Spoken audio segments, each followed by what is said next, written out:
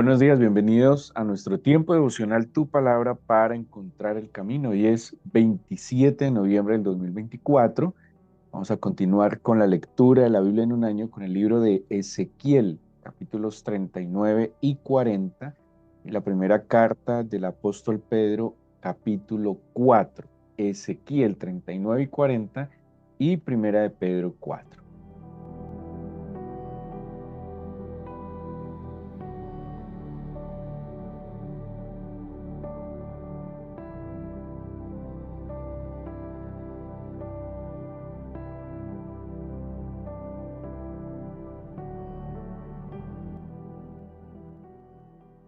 Les invito, a que nos ubiquemos en el capítulo 4 de la primera carta de San Pedro, para que vayamos leyendo la escritura y vayamos meditando un poco sobre ella.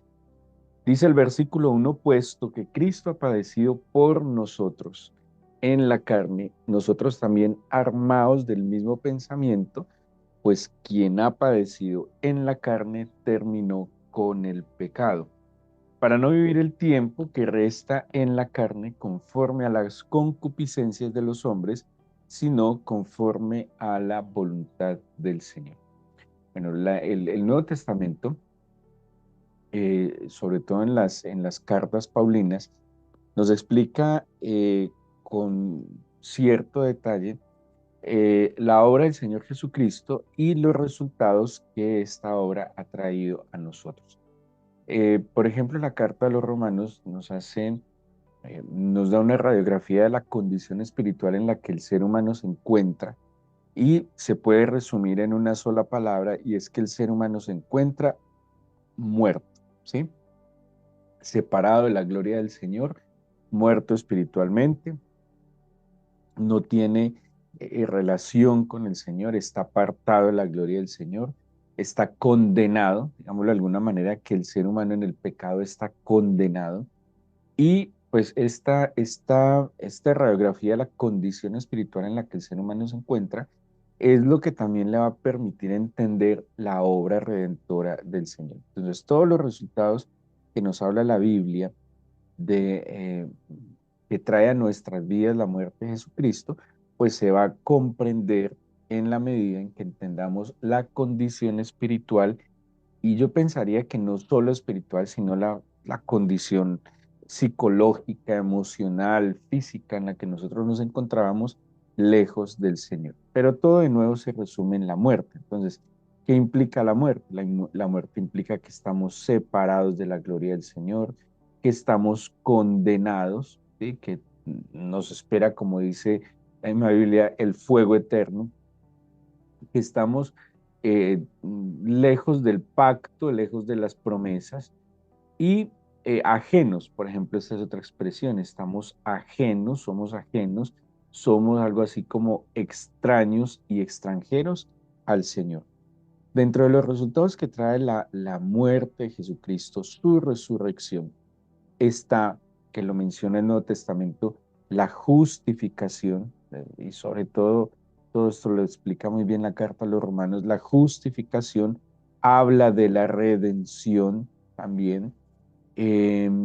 Esta justificación, bueno, redención sabemos que implica libertad, habla de la santificación como resultado de la obra de Cristo en la cruz, habla de la identificación también con el Señor Jesús. Entonces, solo tomando estos cuatro, la justificación es que Él nos hace justos como Él.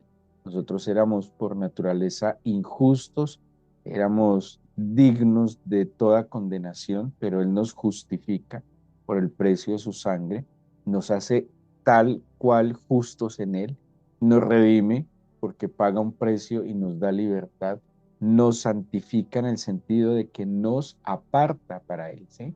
Nos constituye como su pueblo, como sus hijos, como sus elegidos, y nos identifica. Pedro, en este inicio de la carta, nos empieza a hablar de este resultado o de esta consecuencia de la obra de Cristo en la cruz para nosotros, sobre la identificación, ¿sí? Y hay una palabra que también se utiliza en el Nuevo Testamento, que es la palabra bautismo, Y esa expresión bautismo, palabra bautismo, tiene que ver con esta identificación. Algo así como que Cristo y cada uno de nosotros nos hemos de fundir en una sola naturaleza. ¿Sí? Nosotros somos, digámoslo así, de naturalezas diferentes. El Señor es Dios, divino, perfecto, inmarcesible, es puro, sin mancha alguna. Nosotros somos pecadores, somos humanos, somos una, digámoslo así, la creación caída. Y cuando nosotros entonces aceptamos la oferta misericordiosa del Señor, creemos a su oferta, genuinamente nos arrepentimos de nuestros pecados, genuinamente decidimos vivir una vida ya para agradarle a Él, entramos en un proceso de comunión, un proceso de santificación, pero la santificación tiene como dos sentidos. Uno, en que Él me aparta, pero dos, en que yo vivo como apartado. Y hay muchos cristianos que por la obra misericordiosa del Señor pudieron haber sido santificados, pero no viven un proceso de santificación, ¿sí? Porque a pesar de que el Señor los elige, ellos siguen viviendo una vida de disolución. Pedro va a hablar un poco de esto en este capítulo 4. Entonces, la expresión del bautismo tiene que ver con identificarnos plenamente en Cristo. Este versículo que les voy a citar, creo que lo citamos constantemente, que es Gálatas 2:20, donde Pablo dice, con Cristo estoy juntamente crucificado, ya no vivo yo, mas Cristo vive en mí. Eso es identificación. Mi naturaleza y la de Cristo se funden como una sola. Así que si yo estoy experimentando esa identificación en Cristo, pues mis actuares, mis actitudes, mis posturas deberían ser más alineadas a Cristo. Como dice Pablo de nuevo, Cristo en mí, yo en Cristo. Entonces Pedro empieza a decirnos en este primer capítulo de su epístola, cuarto capítulo, perdón, de su primera epístola, dice, como Cristo ha padecido por nosotros en la carne, nosotros también, o vosotros también armados del mismo pensamiento, pues quien ha padecido en la carne terminó con el pecado. Entonces, aquí hay dos ideas sobre el padecimiento. Uno, los judíos ciertamente pensaban, y así se ha pensado también el cristiano, que el padecimiento, que el sufrimiento, de alguna manera es un medio de purificación. No lo podemos descartar del todo, tiene sentido. Las aflicciones, las dificultades, el padecimiento genera, y ese es como el buen propósito de las situaciones adversas, y es que nos ayuda a madurar, a reflexionar, a ser más humildes seguramente, a considerar cosas que en el momento del éxito, del triunfo, de la victoria, tal vez no somos conscientes. Eclesiastés, de hecho, cuando habla de la casa del luto y la casa del banquete, cuando dice que es mejor la casa del luto que la casa del banquete, que es mejor el día de la muerte que el día del nacimiento, habla que en el día del luto se reflexiona, se considera, ¿sí?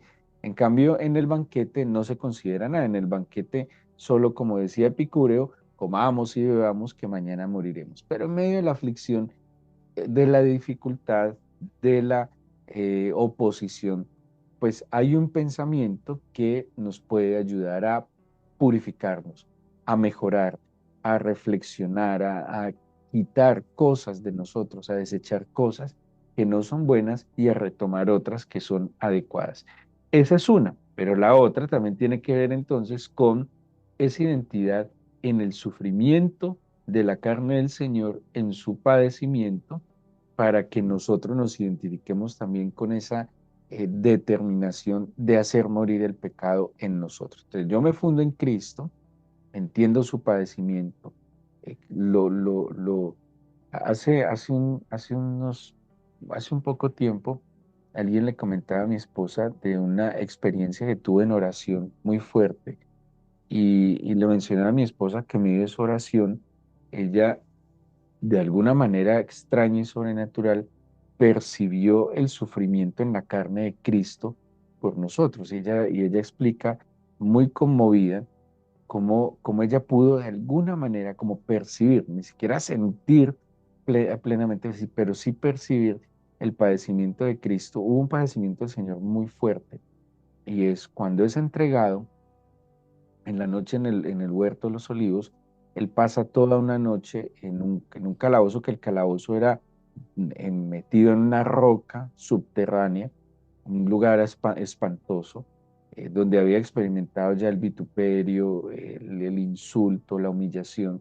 Y todo ese padecimiento hasta la cruz es un padecimiento horrendo, porque no es solo físico, físicamente es brutal, ¿sí? Lo que el Señor Jesús sufrió es físicamente brutal, pero emocionalmente muy fuerte, porque todos aquellos que le aclamaban, que lo reconocían, que le daban, como dice, en la entrada triunfal a Jerusalén, con las palmas, alabanzas que gritaban, Hosana, Hosana, estos mismos estaban injuriándolo, gritándolo, pidiendo que lo crucificaran. Eso tiene que ser un impacto al alma muy doloroso, que aún los que dijeron que iban a ir hasta la muerte por él lo negaron, lo traicionó uno de sus discípulos, la gente le volvió la espalda. O sea, la experiencia emocional también era devastadora. Y súmenle a eso la experiencia espiritual, una experiencia espiritual que implicó separación del Padre, ¿sí? Por eso el Señor mismo dijo, ¿por qué me has abandonado? ¿Por qué me has desamparado? Él estaba experimentando sobre sí el pecado de la humanidad, y pues sabemos que el Señor y el pecado en su santidad no tienen manera de tener comunión. Entonces imagínense el padecimiento tan espantoso. O sea, es incomparable.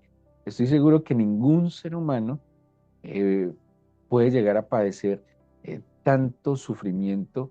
Bueno, un ser humano separado del Señor seguramente sí lo puede sufrir como consecuencia de su pecado, puede vivir cosas muy horrendas, eh, digamos, separado del Señor. Pero un creyente, por más que padezca, si tiene la oportunidad de entrar en comunión con el Señor, siempre tendrá su compañía. El Señor ni siquiera tenía la compañía del Señor. Ahora, muchos sufren como consecuencia de sus propios pecados, pero el Señor estaba sufriendo como consecuencia de los pecados de otros. Así que dice entonces de esta identidad en el padecimiento con el Señor, y que todo esto redunda en terminar el pecado, ¿sí? En no más vivir bajo el esquema del pecado.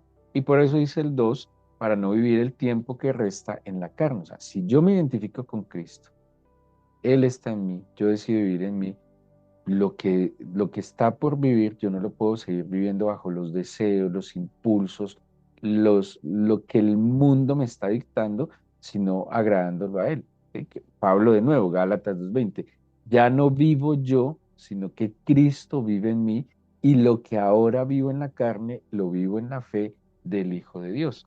Dice el 3, esto miren que aquí lo va aclarando, baste ya, y baste ya el tiempo pasado para haber hecho lo que agrada a los gentiles, andando en lascivias, concupiscencias, embriagueces, orgías, disipación y abominables idolatrías. Y baste ya.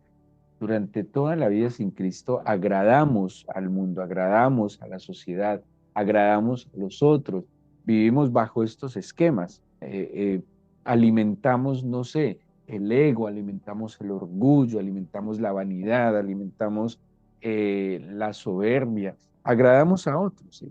No sé, buscamos el aplauso, el me gusta, como se sería hoy con las redes sociales, en cosas que tal vez desagradan al Señor. Cuántas veces nosotros, por agradar a otros, hemos desagradado al Señor? ¿Cuántas cosas porque alguien no nos dé la espalda, o para que mantengamos, digámoslo así, en un estatus, hemos negado al Señor la efectividad de su misericordia, de su perdón? Y Pedro está diciendo esto, baste ya, ya no es tiempo de seguir agradando a los demás, pagando el precio de desagradar al Señor, ¿sí? Vivimos en estas cosas, estuvimos en estas actividades delictivas respecto al Señor, que pues están mencionadas ahí, ya cada uno las entenderá. No, ya es tiempo. de mirar a aquel que nos tomó, que nos rescató. Usted no sabe el tiempo que le queda. Algunos creemos, no sé, que vamos a vivir 100, 120 años y que falta mucho, pero nadie puede asegurar el tiempo que le resta. Entonces no lo podemos desaprovechar en estas cosas. Es que esto es como pisotear, así lo dice Hebreos, pisotear la sangre del Señor. Si el Señor pagó para liberarnos del pecado, si el Señor nos rescató por su padecimiento, que ya les dije, no es poco, ese horrendo padecimiento. Cuando yo vivo bajo esos esquemas de nuevo, cuando yo me pongo a agradar a los gentiles o a mi propio gentil, es como si yo dentro también tuviera un gentil. Pablo decía, ¿quién me librará de este cuerpo de muerte? ¿Sí? Como esa inclinación al agradar, al placer físico, emocional. Dice, pues si yo quiero agradar a ese gentil que está en mí, hay muchas cosas que a mí me pudieran haber gustado humanamente hablando que hacer, pero muchas de esas cosas que a mí me gustaban o que me puedan gustar pueden ir en contra, digámoslo así, en disonancia con la obra del Señor para mi vida. Hay cosas que no afectan, sí, no sé, a mí me gustaba, por decir algo, jugar algún deporte, jugar fútbol con amigos, no lo sé. Hay cosas que no son disonantes, pero hay muchas cosas que por el entorno pueden ser completamente desagradables al Señor. Es cuando yo hago las cosas que a mí me agradan, pero desagradan al Señor, o que agradan a otros, pero desagradan al Señor, es verdad, así lo dice Hebreos, es como si pisoteara la sangre del Cordero. Es como si su obra, su precio, su padecimiento fuera en vano en mí. Es despreciarlo. Esa es la palabra. Es despreciar una obra de amor tan perfecta y maravillosa. Es la gratitud, reaccionar con gratitud, con justicia. Si me libraron, si pagaron el precio, si me amaron, si me perdonaron, ¿yo por qué voy a seguir agradando a aquel que no ha hecho nada por mí? En la lógica justa de un corazón justo, equilibrado, equitativo, pues debería retribuir a aquel que me ha hecho bien y él lo ha hecho todo por mí. Pues yo no puedo seguir agradando a otros que no me han hecho bien, sino que incluso han contribuido a mi destrucción, a mi padecimiento. Dice, a esto les parece cosa extraña que vosotros, versículo 4, no corráis con ellos en el mismo desenfreno de disolución y os ultrajan, pero ellos darán cuenta al que está preparado para juzgar a los vivos y a los muertos. Entonces les dice, usted ya no puede seguir agradando a otros que están en un desenfreno porque ya no es el tiempo. ¿Qué va a pasar? Lo van a ultrajar. Le van a decir qué pasó, usted cómo era de inteligente. A mí me decía un compañero, un amigo con el que presté servicio y posteriormente trabajamos en una empresa, mi primer trabajo, y él me decía, y él me expresaba, tan bajo caíste, tan mal estabas, no tenías otro camino, como si ser cristiano fuera la última y peor opción que uno pudiera tomar. Me decía, yo creía que usted era inteligente, imagínense, me dijo ignorante, me dijo, bueno, todo lo que ustedes se imaginen por haber tomado la decisión de seguir y servir al Señor. Pero pregunto, ¿quién lo salvó? ¿Quién lo perdonó? ¿Quién lo libró de la muerte eterna? ¿Quién lo libró de la desesperación, del efecto del pecado, de la culpa del pecado? ¿Quién fue el que lo rescató? Pues yo no puedo vivir por aquel o para aquel que nada tiene que ver con mi bienestar. Por eso dice ya, basta ya, vamos hacia adelante. Seguro que lo van a ultrajar, seguro que se van a burlar, seguro que lo van a menospreciar, seguro que se va a volver el tema de conversación para muchos, pero igual digan lo que digan. Si usted muchas veces enfrentó cosas y no le importó el que irán haciendo cosas malas, ¿sí? ¿Cuántos por un amor juvenil pasional hicieron una cantidad de cosas y pensando en que no me importa lo que diga la gente de mí, ¿sí? Pues ¿por qué nos va a importar ahora sabiendo lo que estamos haciendo y a quién estamos agradando? Dice más adelante que estos darán cuenta. ¿Sí? Al fin y al cabo, ellos y nosotros y todos daremos cuenta. Sí o sí dice la Biblia, como administradores nosotros daremos cuenta delante del Señor. Dice el versículo 6, porque por esto también ha sido predicado el Evangelio a los muertos, para que sean juzgados en carne según los hombres, pero vivan en espíritu según Dios. Bueno, aquí hay como dos maneras de entenderlo. Una es lo que literalmente el Señor cuenta el Evangelio, que el Señor predicó a los que habían muerto, ¿sí? Y dice que cuando el Señor muere, va al Seol y predica a los que habían muerto, eso pues lo cuenta la Biblia. O dos, como si aquellos que no han conocido, reconocido al Señor, fuesen muertos en vida.